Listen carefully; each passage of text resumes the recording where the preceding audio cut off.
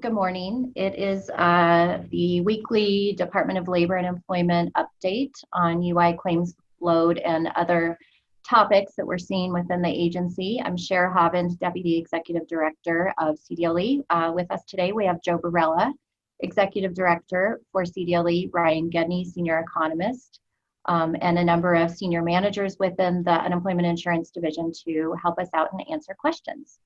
So this morning we will be providing a few updates on the state of the MyUI Plus system implementation. We'll provide a quick update on where we are with the implementation of the federal benefits under the Continued Assistance Act. And we will also provide you with an update on what we're seeing with regard to fraud. And then we'll turn it over to Ryan Gedney to talk to us about the data that we released today for the week ending January 9th. So with that, I think I will just start by turning it over to Joe Barella. Thank you, Cher, and good morning, everyone. It's a pleasure to be with you all here today. We're very excited and couldn't be more pleased with the rollout of the MyUI Plus system. Well overdue, been waiting for this for 3 years. And so congratulations to my team and everyone that put in the many, many hours to get this system up and rolling. And we do think that it will prove to be very beneficial to our state unemployment insurance system and the customers that use that system. As of Sunday, when we deployed at 6:30 a.m., we have seen just over 14,000 new claims filed in the new system. We've seen a total of just under 80,000 total requests for payment, and 185,000 people have logged into the system. In just 72 hours, Sunday through Wednesday, the system has paid out $18 million in claims. And so we do think the system is running as planned. We've had a few glitches, but we've been able to correct them. I think we'll get into a little bit of what we would like as customers who are continuing to have maybe issues logging in, some of the benefits or programs we have to help them facilitate that process. And so just really want to talk about, you know, in the system, we have stood up a third party call center to address complaints or issues that claimants are having. As of yesterday, our average wait time in the call center is just over 30 minutes, down from about 45 minutes earlier in the week. So we're seeing progress there as customers try to access the call center for assistance with the new system. And the call center, since we went live with that on Sunday, has received over 33,000 calls. We have seen about 106,000 people go into the system online and look at the videos on how to file a new claim, how to log into the new system, and we continue to ask users to give us feedback so that we can continue to make programs to make the system easier to navigate. Overall, since Sunday, a total of 36,000 people have been provided assistance through the virtual assistance callbacks. We continue to have on-site lobby appointments, and want to remind people that in the network of state workforce centers, they also can access assistance and help with a third-party call center. With that, I'm going to share others. Is there anything else on the update on MyUI Plus or the customer service and support systems we have in place to add? I don't believe so. We did deploy the new system in phases. So on Sunday, we began accepting payment requests or weekly certifications. After that deployment, we launched the appeals module, and then we 2 days later launched file a claim. So I think the issues that you've heard about with regard to logging in, the main one being a delay in receiving the code for the password reset, that was actually not a CDLE issue. That was an issue that was experienced on the email provider side of the house. So we were able to engage those email providers early in the week and address some of that delay in the delivery of our emails. Other than that, the other issues that you all have reported on are primarily from folks who are on PUA, or Pandemic Unemployment Assistance, or PEUC. And so these programs, as we've mentioned in weeks prior, have not yet been programmed into MyUI Plus. And so actually with that, I'm going to turn it back over to Joe to give an update on the implementation of those programs. Thank you, Cher. And I think we have great news on this front. We did receive final guidance from the U.S. Department of Labor and Employment on January 8th. That allowed us to look at the guidance and start thinking about a timeline here for Colorado. Just for your information, part of the PUA guidance has a mandatory identification verification system that all states must come into compliance with before the 27th of this month.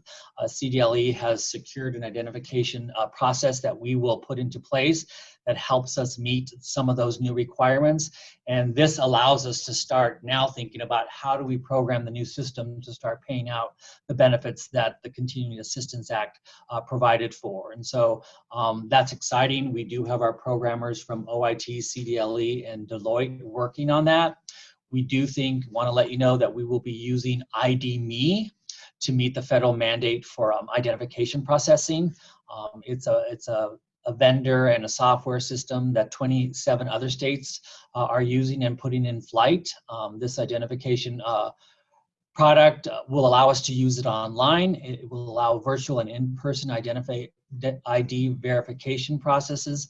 And we do think that it will start by running fraud and integrity holds. So any customers who have been identified with a hold for fraud or integrity, we will release this identification process for them to start clearing their claims so that if they are actually in fact a real person, we can begin paying their claim. Upon filing a new claim, we will also require this identification process in the future, and we'll be communicating that step to our claimants in the near future. Failure to complete this process will result in the claim being held until identity can be verified. We do know that over the last several months, the majority of fraud is being undertaken with identity that has been purchased illegally through a criminal or an element that's using that personal information to secure our to get into our systems. And so we will be requiring a more robust system for people to prove who they are as they file claims. I do think I'm going to ask Cher and others if there's any more information on this section in dealing with how we're planning to roll out the federal programs. But I do think we are doing everything we can. We know people have been waiting, specifically that we're on the CARES Act program since the 27th of December. We want to make sure that we're doing everything we can here so that the new system can process their claims. I think you covered it all, Joe. So just to kind of go over some of the high level points here. New requirement within the PUA guidance from the federal government is that you must have a identification verification process in place. We were not able to move forward with the next phase of implementation without that vendor in place and without the last piece of required guidance last Friday.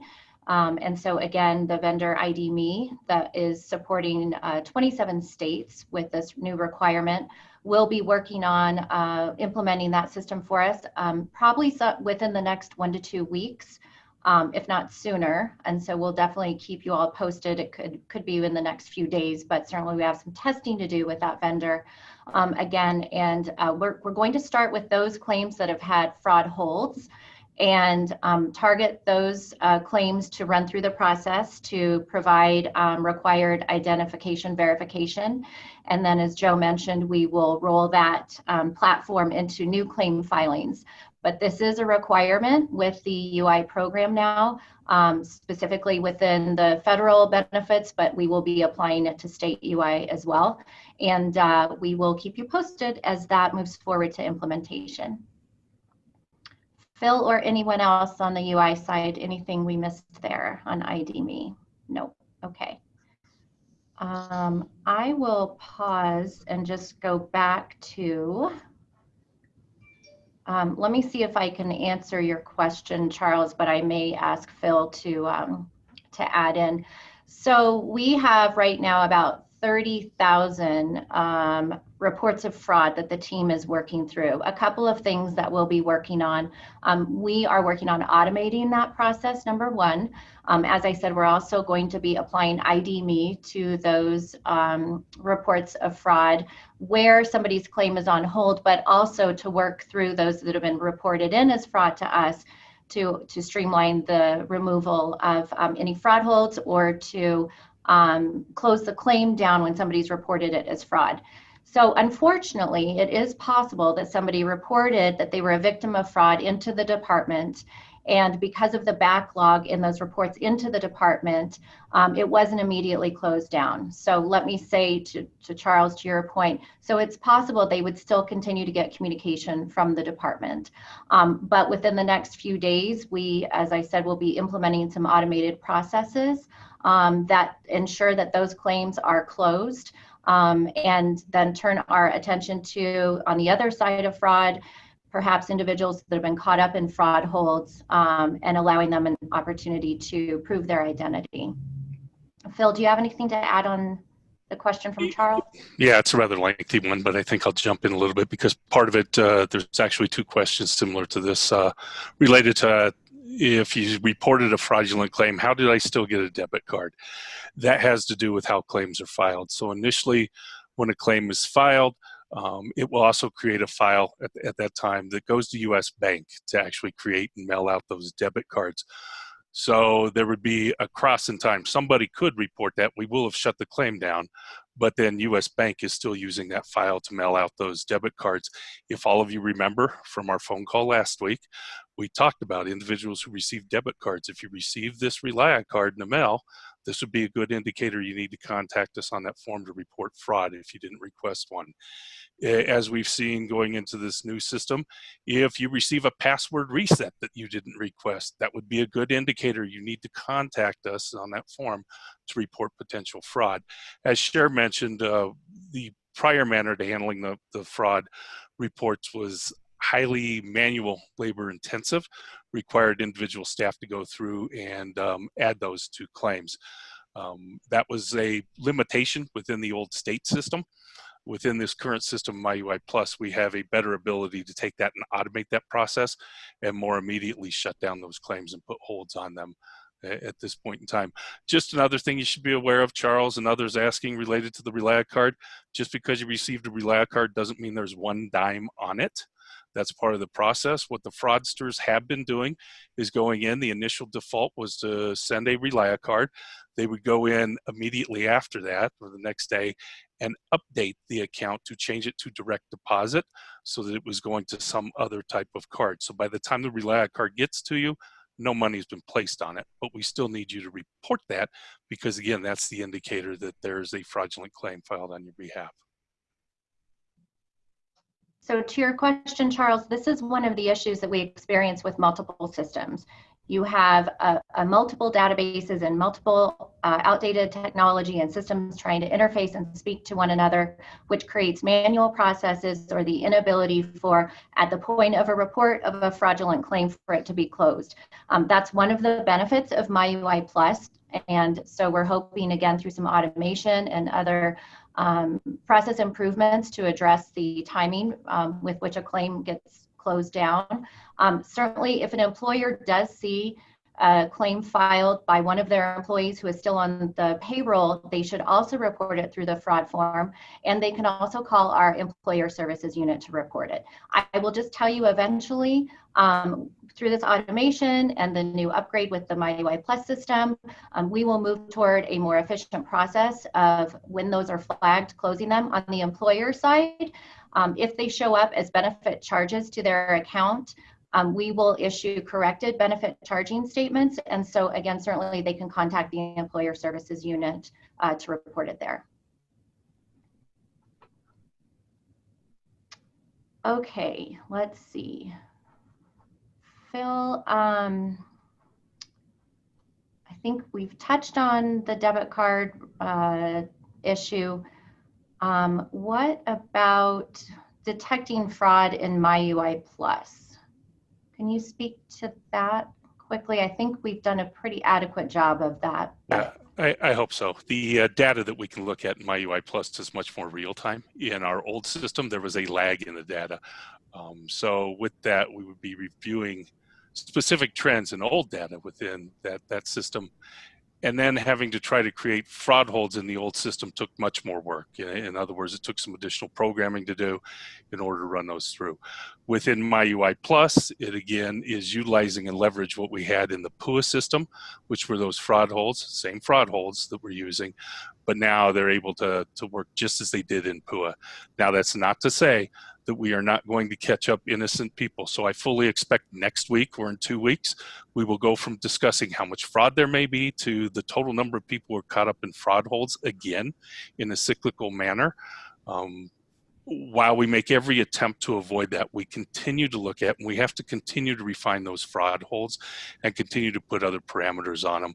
This is also why we're glad to be going towards that ID.me route, which should minimize that, allow us to more quickly verify individuals caught up in those frauds to participate, be cleared, and move on through on the claims process. I'm going to handle one other thing that I don't see asked yet, but I anticipate at some point share based on some questions through the past week. And as we talk about fraud, there's a question on here about a CPA that received hundreds of fraudulent unemployment claims. So they may have reported those strictly by responding on that request for facts about a former employee's employment form. Not necessarily the most efficient and effective way to do it right now, considering the executive order we have to send out payments within 10 days on a claim. So if you're reporting it on that form, it's going to pretend that that's a job separation that you are reporting. Those job separations get cleared and don't hold payment at this point in time. So we would direct that CPA and other employers to, again, use the same online form that we have employers using, or claimants using, pardon me, to report a fraud. It's also possible that if they reported that in our old system, again, due to some of the backlog, we automated a particular decision-making process for certain job separations. So it is possible that an employer is still going to receive a decision telling them that the individual separated from employment under non-disqualifying circumstances for COVID reasons, no charge to their account, when yet they reported fraud. So again, many of those claims have already been closed down, but there is nothing that prevents an employer when they receive one of those from submitting an appeal to indicate that they believe that's a fraudulent claim. That will also allow us to verify that the claim was closed down, or perhaps that claim was not reported except on that UIP 290 form, and then we can get those claims closed down at that point. Well, and I think it's important to note that, we are walking a tightrope here. We know that we want to get benefits out as quickly as possible to those who need unemployment insurance at this time, but we also want to put systems in place that protect our funds, our benefits from going out the door to fraudulent claims. And so we're doing our best to make sure that we're putting in strong measures to prevent fraud, but also putting on measures that people who are actually real claimants, that we can have a process and a workflow that get those payments out as quickly as possible. Moving forward, if anyone is in a fraud hold, it will require them to go one other step and prove to us through ID.me that it is actually a real person and they are the person that is filing the claim. So we hope we're getting to a point where we can expedite the payment of valid claims, but we have a more rigid and robust process that's catching fraud before any payments are going out the door. I'm going to circle back to Jacqueline's question. Number one, as Joe reported, our call center agents have responded to more than 33,000 calls. This is our third-party call center.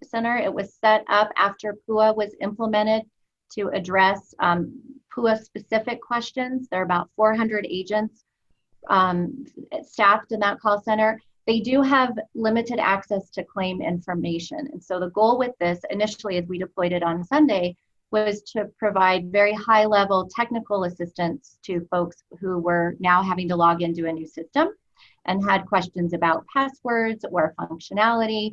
And so it is true that there may be some questions they are not able to answer. And for those questions, somebody would need to schedule a call back through the virtual agent. Again, this was our way to provide support and technical assistance with a rollout of MyUI Plus, just like we're doing through the local workforce centers, like we're doing with the videos that Joe mentioned. So certainly we hope that as folks become more familiar with the new system, then we can help triage and deal with those more detailed questions with our regular call center agents who are actually trained in the new system with a greater level of access to claim information. With regard to your second question, I think we've covered fraud. If you have not applied for unemployment and you receive any documentation from the department, a RELIA card, a PIN number, please go online and report that through the fraud form first, and then follow the steps that we've outlined on the website. Number two, if you get anything from the department that is asking for PII, we would never ask you in an email for any personal identifying information. If you did not, if you have a claim but it's not active and you received a password reset, that is not the department asking you for personal information. So anything that seems suspicious, if you are not an active filer on unemployment, you should report through the fraud form. And as we said, we'll be automating that process and going through that to ensure those claims are closed quickly. I'm going to skip Liz's question about today's data. Charles, I believe we adequately answered that. Phil, anything more to add about reporting to the IRS? Yeah, I think we'll follow up. I can follow up on that because we answered this last week too, which was we are doing everything we can to ensure that we suppress those 1099s on claims that have been verified as fraudulent, Charles. Therefore, those don't even go out to those individuals, and that is not reported as benefits paid to that individual to the IRS. There are, again, as we've discussed multiple times, some timing issues related to where fraud holds may have been placed on, payments made, and some 1099s mailed out. There are individuals out there who have verified fraud claims at this point in time who are now receiving 1099s in the mail. We again discussed that a little bit last week too. And so we have provided an opportunity, or will be providing an opportunity for those individuals to again reach out to us to complete a form to report the erroneous 1099 so that we can review it, ensure it was a claim closed down, and provide the corrected and updated 1099 form, even if it says $0 on it, Charles, and then we would report the appropriate figures to the IRS. Phil, did you mention that we're launching that form today to report a 1099 issue?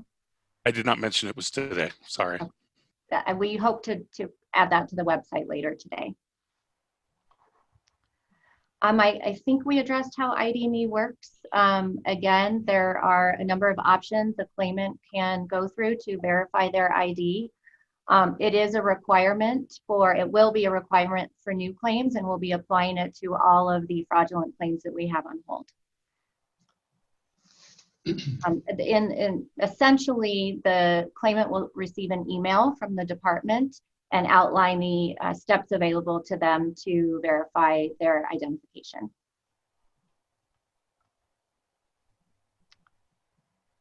Let's see. So I know you like to focus on how much we've paid out in fraud. I like to focus on how much we've prevented. So the fraud triggers in our PUA system alone have been able to stop over $7 billion in fraud.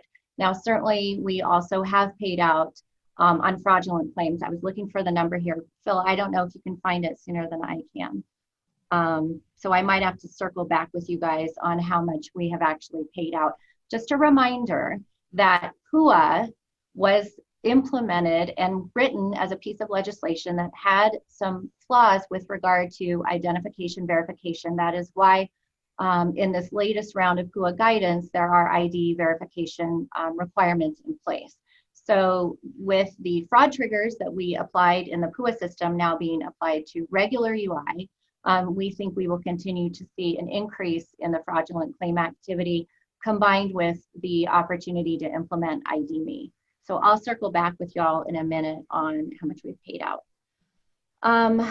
Phil, do you want to speak to maybe we've gotten everything. You guys keep me honest here. Let's, Joe, I think we may have we covered all of our content? We might be good to turn it over to Ryan. Yeah, and just want to mention to folks, you know, we all know we live in a world where personal identifiable information has been made available through the several data breaches that have happened over the last several years, and the systems we have put in place that use that PII to verify identity is no longer a reliable authentication form. So we need to move to the next iteration of how people can feel secure giving their information, and we feel secure that the person applying for claims is actually a real person. And so that's what I think ID.me will allow us to do, so that we can make sure people feel comfortable coming into the system, but that we know that we have measures in place to make sure that we're preventing PII being used fraudulently on behalf of the many, many thousands of people, not only in Colorado, but millions of people throughout the United States during this time of increased utilization of the unemployment system. I do want to end today letting people know that, I check every morning in Connecting Colorado of the availability of jobs. And as of this morning, there were over 80,000 open positions where employers are looking for qualified workers. And so those people who are struggling to remain unemployed in maybe their previous employment, now's the time to beginning to look for work. I think there are many opportunities where it's safe, and you may have a skill set that can be transferred to another occupation in another industry, and go back to work where you're getting full wages rather than a wage replacement through the unemployment insurance system. And so would encourage you to use Connecting Colorado, visit or call one of the many over 50 Colorado workforce centers throughout the state that can help you with job placement, career search, even access skills training that you can upskill and go back to an employment and training program that would put you to work with new skills in growing occupations. And also, we still have onwardcolorado.org that's available to access immediate needs in your communities through social services, food banks, food pantries, as well as accessing and learning information about training programs in your area that could lead to a better career path for you. So want to remind people to always look for the Colorado Public Workforce Centers to help you as you begin your job search. And with that, I'm going to turn it over to Ryan. And just 1 second, Ryan, I will circle back. We'll cover everybody's outstanding questions after Ryan's update. I do want to get to that since we're half an hour in. Thanks, Ryan. Thank you, Sharon. Thank you, everyone, for joining. Let's start off with the most recent initial claims data. That's for the week ending January 9th. As we mentioned in last week's press release, the department identified fraud as a key driver in the recent rise in regular UI initial claims. Fraudulent activity shifting to regular UI is most likely connected to the expiration of CARES Act programs like PUA in late December. Therefore, adjustments were made to initial claims data for the week of the 9th, as well as the 3 weeks prior, in an attempt to account for the recent fraud. The department is estimating that 14,123 regular initial claims were filed for the week ending January 9th. Claim levels for the previous weeks were revised down as follows. The week ending January 2nd, 25,178. The week ending December 26th, 16,660. And the week ending December 19th, 18,121. As always, those data are also available within the PDF suite of charts that we provide within the press release. Liz, to answer your question, you ask, are the revisions for the week ending the 2nd, does that represent that 39% of those claims were fraudulent? Again, we revised down from 41,439 for that week to 25,178. I'll say right now we're taking an ad hoc approach to estimating fraud, and it is very likely that these numbers will be subject to further revision. Due to a lot of staff and being committed to shifting over to MyUI Plus and the weekly cadence for reporting this data, not only for this press release, but also to the Employment Training Administration, it's a required report. I'm really just using right now the UI forms that are fraud forms that are filed as a proxy right now to estimate how much fraud may have occurred within each week. Again, I think I'll work with the UI division later this month, possibly in February, to try to get more concrete numbers on how much fraud, what the actual fraud adjustments are for each week.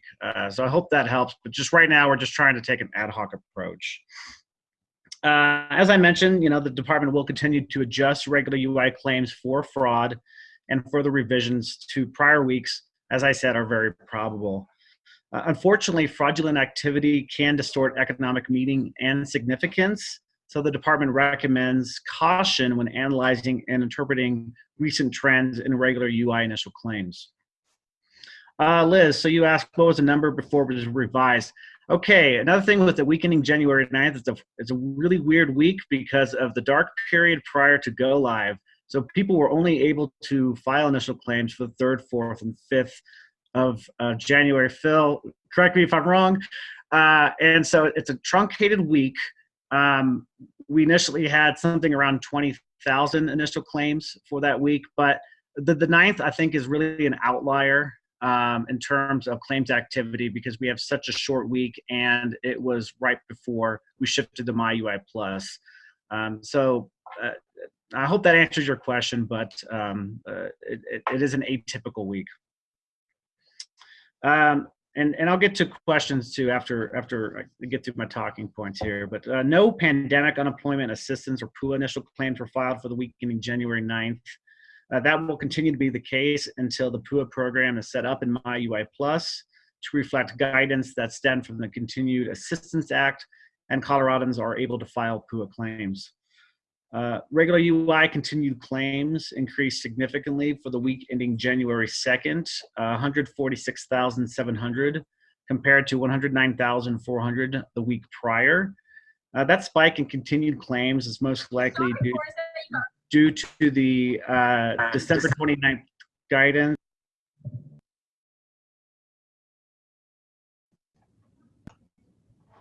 Hello, can everyone hear me? I think we just muted all. You can go ahead and go, Ryan. Thank you very much. I appreciate it. Just to back up again, regular UI continued claims for the week ending the January 2nd were 146,700. That's compared to 109,400 the week prior. That spike in continued claims is likely due to the December 29th guidance from CDLE that regular UI claimants request payments early to help prepare for the new benefits system. So I don't necessarily think that's an indicator, an economic indicator, more of just preparing for MyUI Plus. Approximately 90,500 PUA continued claims were registered for the week ending January 2nd, along with 70,700 in the Pandemic Unemployment Compensation or PEUC program. Claimant request schedules are probably the reason why continued claims are registered for the PUA and PEUC programs for the week ending January 2nd, despite the expiration of those programs through the CARES Act on December 6, 2020. Similar to initial claims, the reporting of continued claims for both PUA and PEUC will be paused until those programs are programmed into MyUI Plus and Coloradans are able to request payment. Speaking of payments, nearly 77 million was paid out in total benefit payments last week. Regular UI accounted for 58 million of that total, while PUA contributed an additional 7.7 million, and over 10 million was paid to PEUC claimants. For the 2020 calendar year, the department estimates that over 6.9 billion in state and federal UI benefits were paid out to approximately 850,000 claimants. That amount is equivalent to state and federal UI benefits distributed in total from 2009 to 2012. And finally, an update on the borrowing status of the UI Trust Fund, which is used to pay out regular UI benefits. A little over 800 million has been borrowed from the Federal Unemployment Account, or FUA, since the trust fund became insolvent in August. 17 other states and the Virgin Islands have current outstanding FUA balances. Total borrowing in the US is approaching $47 billion. And with that, so Tamara has a question about, is suspicion that fraud exists in continued claims? Yeah, that's a good question, Tamara. It's possible that, it's probable that continued claims are impacted by fraud. I don't have a really good way of approximating that at this point. But similar to PUA, we did see some downward revisions in continued claims. So I would expect that to, we'll analyze that and probably report that sometime in several weeks, maybe a month or so from now. But my hope, though, is that because we have these holds in place, the impact to continued claims will be lessened compared to initial claims. That also, I want to make the point too that at this point, with the caution I had about initial claims, continued claims is probably a preferable measure to look at when trying to derive economic meaning from the claims activity.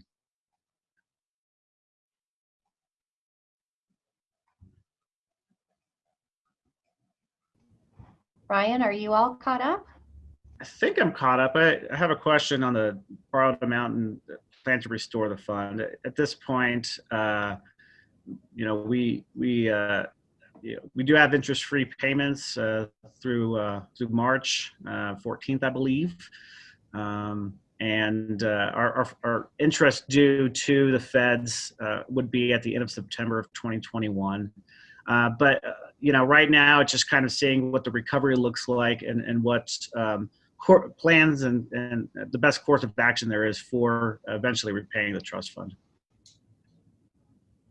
Thanks, Joe, for adding that about the Title 12 interest-free borrowing. Ed, the comparison of continuing claims versus 1 month ago and 2 months ago. Let me just pull up my data here. So bear with me for a second.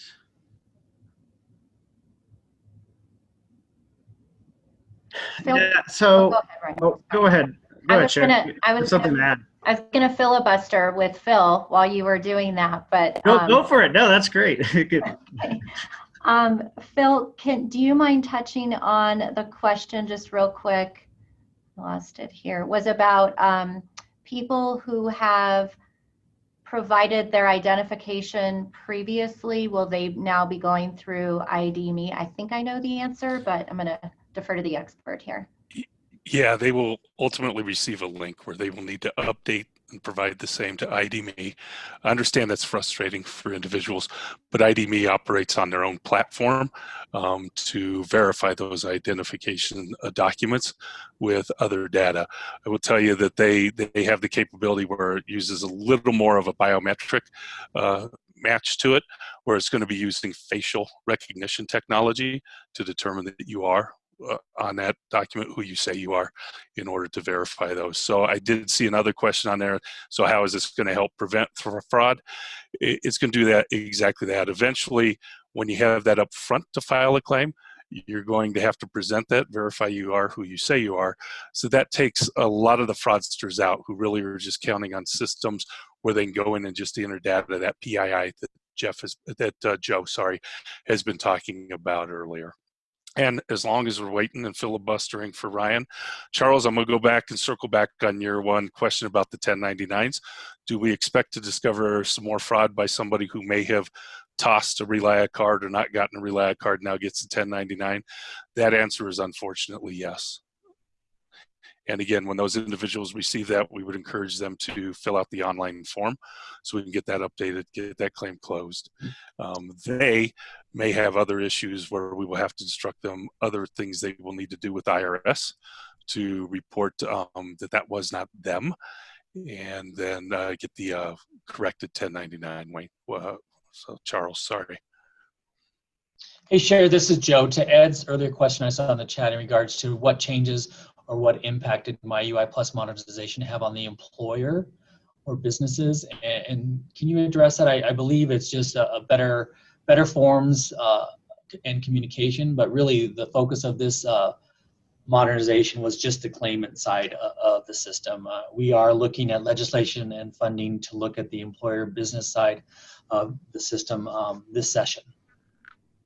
Thanks, Joe. That's exactly right. However, there are a few new workflows, I believe, within MyUI Plus benefit side that will impact the employer side. So I'm actually going to defer to Phil on that one, if you know the answer. If not, we'll have to follow up with you, Ed. Yeah, there's a few, Ed. It's actually a few more responsibilities for employers too. So they'll be providing more information on wage report records when they start uploading them here in the future. It provides them a quicker opportunity to respond to our requests for separation information, provide us answers on that, and receive decisions to submit appeals. So those employers also obtain or end up getting those same items where they can do a lot more stuff online than simply by the mail, as had been done in the past. But touching on Joe's point, a full benefit for employers to where they would see much more. So, for instance, a world where they weren't providing a separate premium report and a separate wage report, which sometimes causes confusions for employers, that would have to exist within some kind of updated system in the future, which is why the division is making that push at this point to modernize the tax side of our system. Ed, I hope that answers your question. I'm sorry to leave you hanging. I know you've been patient with us, so I appreciate it. Okay, just going to circle back. A number of you have asked the same question, so I think I have an answer for you now. We recently reported to the Office of the Inspector General that we've paid out $6 million in fraudulent claims. As I mentioned previously, we have held or flagged $7 billion in fraudulent claims. That $7 billion number represents about 800,000 fraudulent claims within the PUA system and about 150,000 potentially fraudulent claims in the regular UI system. Again, all of this to say this is where the federal government put into place new requirements under PUA to help address what we're seeing with regard to fraud. Not just, it helps us in PUA, but certainly we're going to apply this within regular UI as well. And again, ID.me provides a workflow that provides a quicker resolution to any claim that's been on hold versus right now what is a manual review and a manual process. And I will send all of this out after the call in our follow-up advisory. So let's go back to, let's see. That's right, Jacqueline. ID.me does, per the guidance, need to be implemented by January 27th, and we believe we will be implemented well ahead of that date. You're right, it does not tell you about PUA and PUC. However, just to remind you, we could not move forward with PUA and PUC until we had an ID verification solution in place. And so we do believe that will be within a week at the latest. So we'll keep you posted on that. But at the same time, the vendor is now able to move forward with the initial steps of reprogramming. Previously, we reported end of January, early February. We think we're still on track for that. And again, as we have been, we will notify all impacted claimants as that programming progresses. Joe or Phil, anything to add there? I think we've adequately covered ID.me, but certainly let me know if you have any follow-ups. Let me find for you a date range for the amount of fraud we've paid out. Again, all of this will be in a follow-up. I just want to make sure we've gotten to everybody's. If Phil can keep me honest, I think.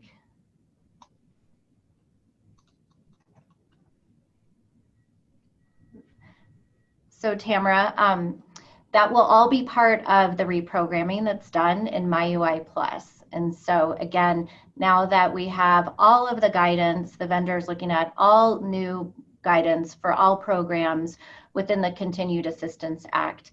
And as we said earlier, we'll probably have to roll this out in phases. So obviously we know folks have been waiting for these benefits. We're happy that we received that last piece of guidance. We're happy that now we have a vendor to implement that required ID verification process and we can move forward. Those were two critical pieces that we were waiting for to begin reprogramming. And I could jump in just a little there, share to follow up. So I know there are a lot of people out there worried about when are they going to receive their payments. We have many of those individuals that it's now 3 weeks now where many of them haven't received payments and we're telling them we have to program down the road and it'll be a little bit more to wait. So I think it's important for everybody to remember Congress failed to act on extending these benefits until right towards the end of the program, that last week of December. The president then failed to sign that into law until December 27th, which then caused the potential there was going to be a gap week. So that required some additional analysis by US Dole up front.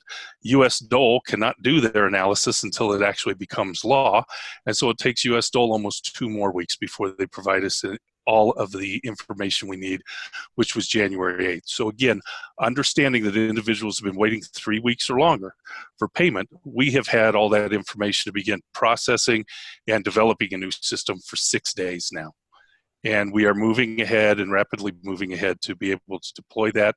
Again, we will have to deploy it, it appears, in a series of phases, and we will look at what appears to benefit the most people first to be able to roll those out, also related to the amount of time to do some of that programming. As noted previously, every time Congress extends a program, as long as I have worked for the UI division, they make changes to it. So it's not just as simple as throwing money back on some claims. There are other rules that end up applying that then have to be programmed in.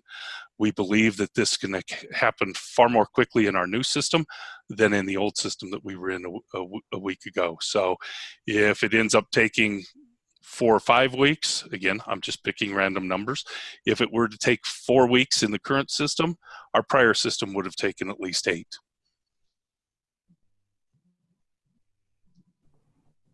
Thank you, Phil. I just dropped in a link to IDME's website. Again, all of this will be in a follow-up communication. And when we are ready to deploy IDME, I will be issuing a press release in addition to significant outreach through social media and direct to claimants, obviously starting with those claimants who may have holds in place currently. So I just, I think Phil and Joe mentioned it, but I just want to make sure, Tamara, we answered your question. So Phil made a great point. We will roll out to the greatest number of people impacted as quickly as possible. So this likely will be those folks on PUA and PUC who have benefits available to them. And then the FPUC benefit amount will likely all come out in phase 1.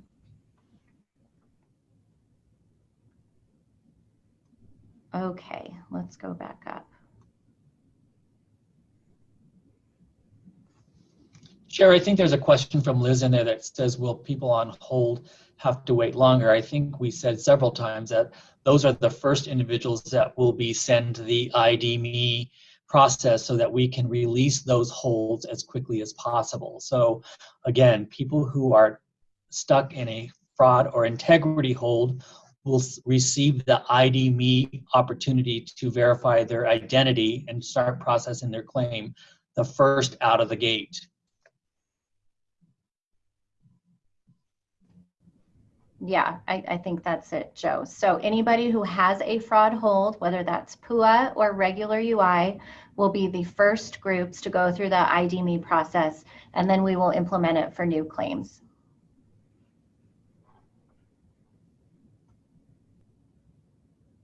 What else? Sarah, did you want me to answer Ed's question from earlier? Oh, please. Sorry. Thank you. That's a good question. We've seen a steady increase in continued claims really since the end of November, which coincides with the, I think at that point it was around 20 counties shifting to the red dial, and we had restrictions for restaurants, gyms, and other businesses, bars for in-house capacity, basically. Continued claims will look a little strange, I think, in January and February as we have PUA and PUC rolling off. Regular UI, as I mentioned, for the week of the 2nd, had what I believe is probably an atypical spike. But we'll also, when we start rolling out these programs like PUA and PUC, we'll have a lot of backdating as well. So I think it'll take a little bit to kind of have a good feel of what these baseline continued claims numbers are. I would imagine probably later in February we'll have a better idea of that. So let me know if you need anything else on that, Ed. But that's the general trend we've been seeing.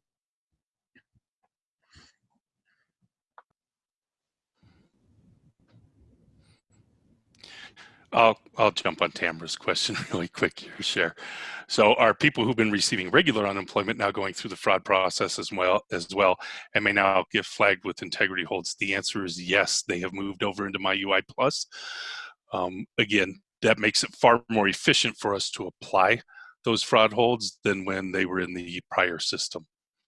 And again, as mentioned earlier, Tamara, we also realized some of our fraud holds, despite having continued to work on them and refine them, will still continue to collect some individuals within them who are not a fraudulent claim, and we continue to work to refine those processes through analytics and then the use of ID.me here for those individuals, which should allow them to clear those fraud holds far more quickly than our old manual system.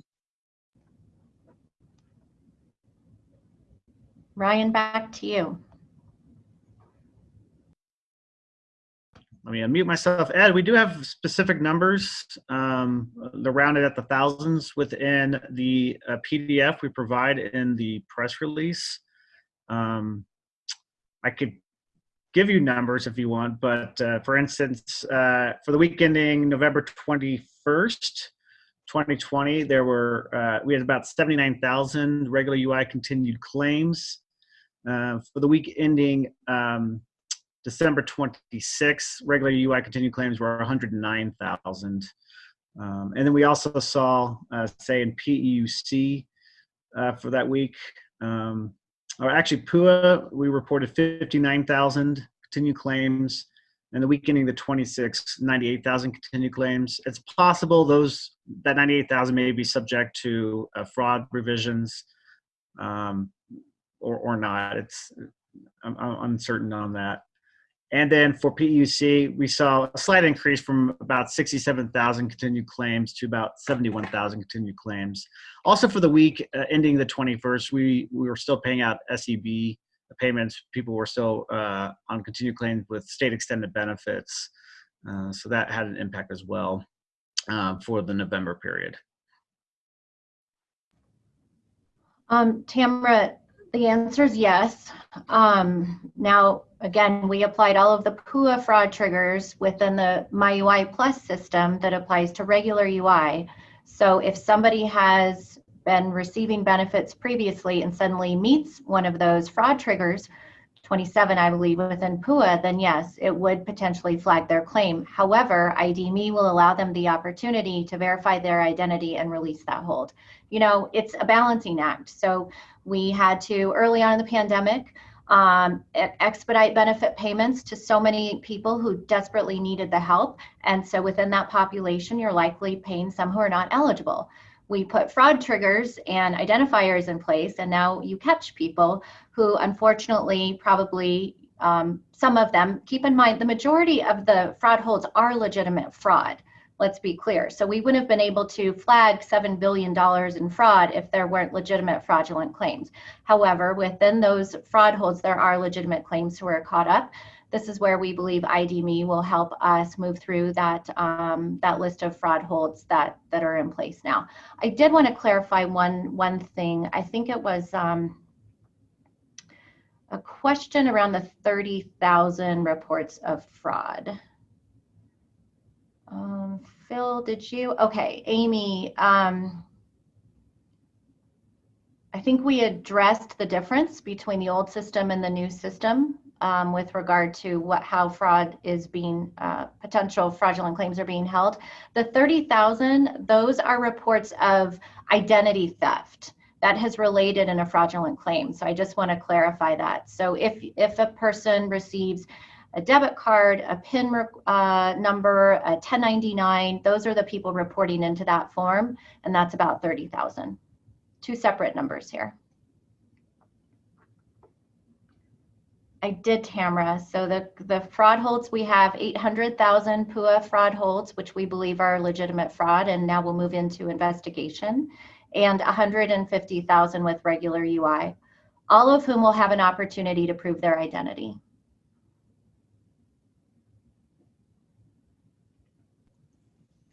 Yeah, I think I would just like to reiterate to Cher's point and why we are putting the fraud indicators in place. If you really look at, since the pandemic started, Colorado has paid out what we think are valid claims at about 1 million, just over 1 million, both PUA and regular unemployment insurance. We've prevented or have in fraud holds 1 million claims. And so there is a very good reason why we're implementing new fraud indicators, but also new identification processes to make sure that people are actually real people filing for claims. And so we know, unfortunately, some people will get caught up in these new fraud triggers in the state in MyUI Plus, and we're doing everything we can to put in processes to free those legitimate claims as quickly as possible. But we know we're going to identify new fraud, and we're going to continue to hold those if we don't feel that they're actually a real person behind that claim. So I do have an updated number as well.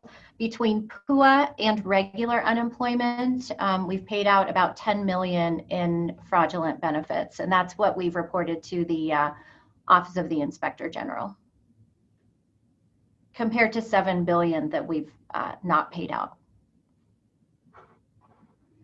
I think, unless anyone has anything else.